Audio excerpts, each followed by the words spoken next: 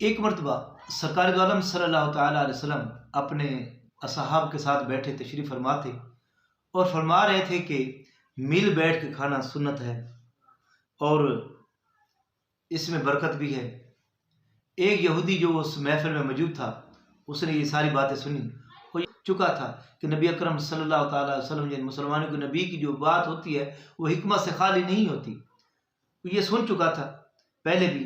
अब उसने ये सुना कि मिल बैठ के खाना, इसमें बड़ी हिकमत है, बरकत है और बहुत ज़्यादा फ़ायदा है। ये सुनकर घर की तरफ चल दिया। वो घर गया तो उसकी बीवी ने खाना लगाया और तो उसने खाना खाने से पहले जो है मिल बैठ के खाने के उसकी बात उसके जहन में थी, तो उसने ऐसे किया कि खाना जो लगा उसने अपने बेटे को साथ बुला लिया ताकि दोनों मिलकर खाना खाएंगे। अब वो बेटे को अपनी तरफ खींचता था और बीवी अपने बेटे को अपनी तरफ खींच रही थी। मामला दरअसल यूँ था तो उसकी बीवी उससे काफ़ी अरसा से तंग थी और वो ये चाहती थी किसी तरीके से जान छुड़ाई जाए इसके, और आज उसने खाने में जहर मिला दिया था।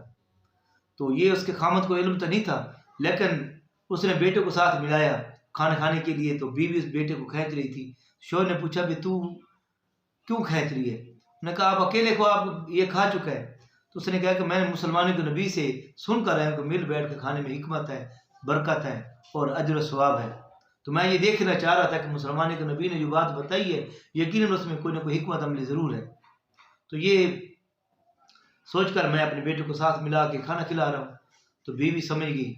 उसने कहा कि वाह भी वाह। तो उसने फिर बीवी से पूछा कि तू ये बच्चे की क्यों खींच रही थी?